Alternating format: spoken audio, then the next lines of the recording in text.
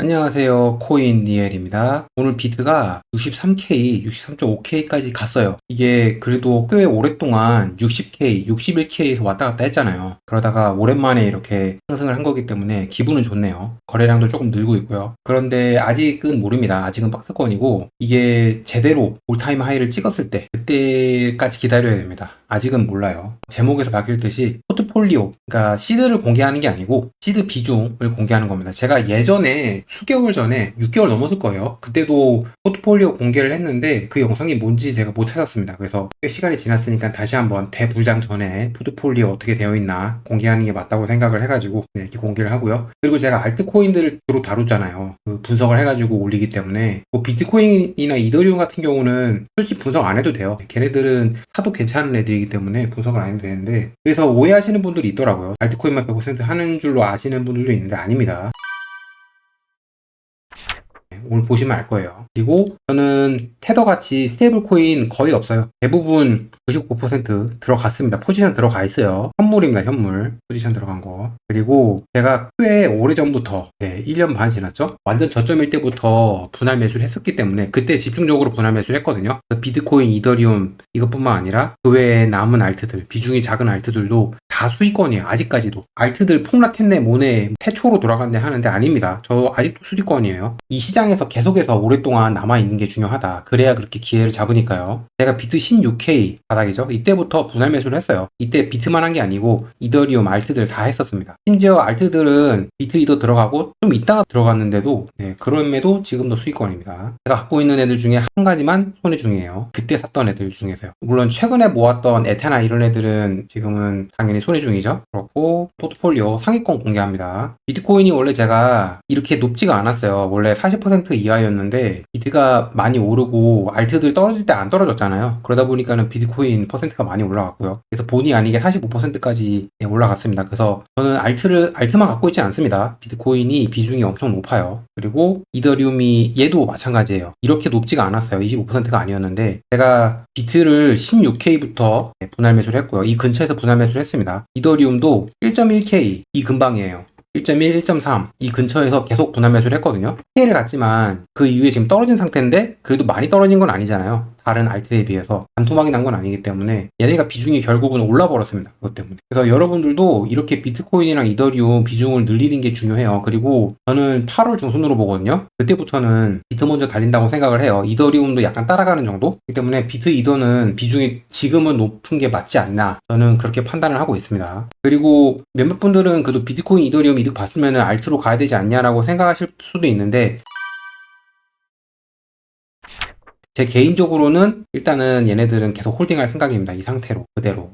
그 다음 상위권 애들이 5% 내외예요. 5% 개별 5%. 지금 여기서 합하면 70%거든요. 이게 얘네 5%면은 대충 15죠. BNB가 진짜 가격 방어 잘해요. 이번에 하락장에서 정말 잘 견디는 알트코인 중에 하나입니다. 물론 최상위권 중에 하나고요. 그리고 아비트럼 욕하는 분들이 있는데 이해를 못하겠습니다. 아비트럼은 이더리움 레이어 2 1대장이에요. 제가 이거 관련 영상 여러 개 만들었죠. 그거에 다 설명을 했습니다. 아비트럼이 위험한 이유가 없어요. 코인도 그리고 꽤 상위권입니다. 알트 중에서도. 얘네 둘 다 5% 내외예요. 비슷할 겁니다. BNB가 좀 더 많이 갖고 있는 것 같긴 한데. 그리고 뜬금없는 MX가 있죠. MX는 저겁니다. 거래소 코인이고 MEXC. 제가 MEXC 파트너라고 그랬잖아요. 제가 종종 말씀드리는데 MX를 미친듯이 모은 게 아니에요. 이거는 2023년부터 예치 메타가 있었잖아요. 근데 그 예치 메타가 되게 큰 범위입니다. 범주가 되게 커요. 그래서 되게 다양한 게 있어요. 그래서 거래소에서도 예치 메타가 있고 블록체인 내에서 DApp을 통한 예치 메타도 있고 같은 예치로 묶였지만 성격이 되게 많이 다릅니다. 그래서 이 MX도 그 예치 메타 중에 하나예요. 저는 단언컨대 상위권 예치 메타 중에 하나라고 생각을 합니다. 제가 얘가 상위권이 아니었어요. 원래는 중위권 수준이었거든요. 근데 얘가 지가 스스로 커요. 예치 메타로. 그러니까 이게 지금 이자로 늘어난 케이스예요. 물론 BNB 아비트럼도 뭐 지분 증명 포함해서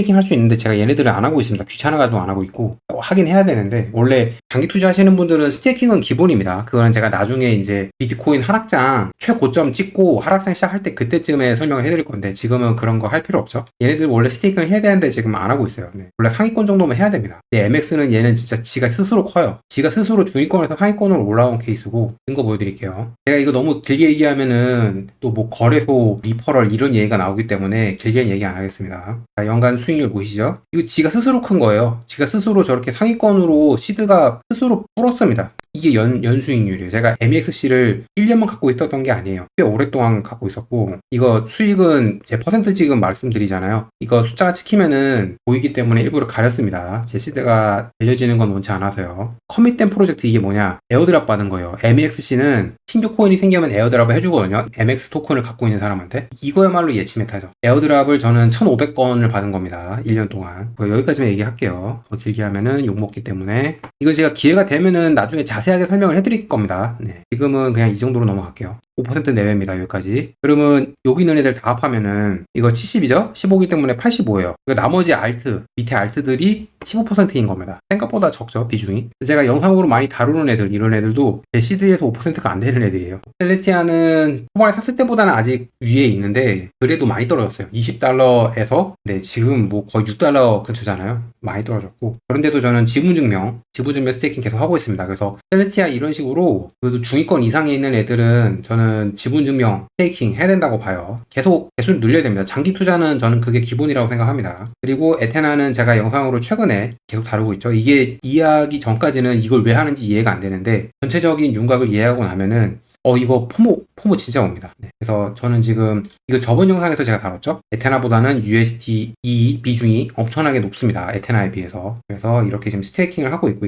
이거는 에테나 D에 비해서 하고 있는 중입니다. 그래서 얘네 이 셀레스티아 그리고 에테나랑 USD 합한 거 이게 퍼센트로 따지면은 1%에서 2% 사이 정도 되는 것 같습니다. 그러니까 셀레스티아 제가 많이 안 갖고 있죠 생각보다. 네. 그리고 루나 클래식도 그 정도 돼요. 1%에서 2% 정도. 그리고 제가 루나 클래식을 나중에 영상으로 다룰 건데 좀 안 좋은 걸 발견했어요.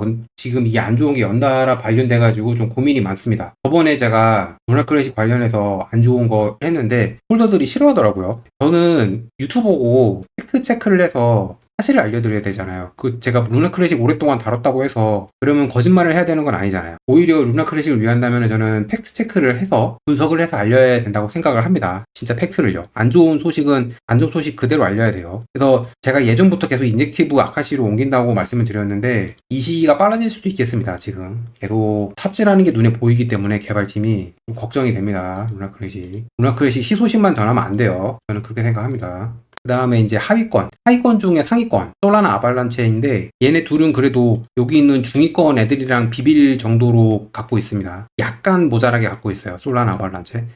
솔라나 지금 ETF 막 나온다 그러잖아요. 미국에서. 이 솔라나는 미국계 블록체인이기 때문에 ETF 되게 생각보다 빨리 될 수도 있습니다. 이거 제가 꽤 오래전에 다뤘었는데 솔라나 ETF 막 얘기를 했었는데 그 당시 때는 뭐 이더리움 ETF도 안 됐는데 뭔 소리냐 그런 얘기 있었어요. 근데 지금은 이더리움 ETF 됐잖아요. 그러니까 솔라나 또 게다가 솔라나 위에 있는 애들은 미국계 블록체인이 없어요. 솔라나가 미국계 블록체인 중에 1위입니다. 그래서 여러분들 솔라나 눈여겨보셔야 되고 그래서 저도 여기서 하위권에서는 가장 높습니다. 비중이. 그다음 아발란체고 아발란체는 RWA 때문에 갖고 있고요. 그리고 RWA를 다루는 블록체인 중에선 1위고 체인링크랑 같이 RWA 파트너죠. 그래서 아발란체를 그 다음으로 갖고 있고 체인GPT는 제가 영상으로 많이 달았어요. 이거는 후순위거든요. 400위 정도, 그러니까 시총이 400위 정도인데 개발팀이 정말 잘합니다. 그러니까 투자받은 비용에 비해서 개발팀이 너무 잘하기 때문에 제가 이거 꽤 오랫동안 다뤘던 애고 꽤 많이 올랐다가 꽤 많이 떨어졌어요. 그건 좀 아쉬운데 이번 대세 불장 때 괜찮을 거라 생각합니다. 네. 그리고 옵티미즘도 하위권에 있고요. 아비트럼에 비해서 많이 안 갖고 있습니다. 그리고 체인링크는 제가 뭐 때문에 그래요? 오라클 1대장은 체인링크잖아요. 그리고 RWA 때문에도 갖고 있는데 피스 네트워크랑 간격이 좁아지질 않더라고요. 계속 지켜보고 있는데 그래서 체인링크는 저는 하는 게 맞다고 생각합니다. 이거 장기 투자하는 고수들 중에서는 체인링크 꽤 많이 갖고 있어요. 체인링크는 저는 그래도 어느 정도는 갖고 있어야 되지 않나 라고 생각을 합니다. 그리고 여기까지 나온 애들 중에는 다 지금 수익권이에요. 유일하게 손해보고 있는 게 얘입니다. 팬킥스왑. 제가 좋아하는 블록체인이 BSC고 거기에 1등 덱스가 팬킥스왑이거든요. 근데 역시 덱스는 대부장이 와야 돼요. 그 전까지는 가격이 그렇게 좋지는 않습니다. 그랬고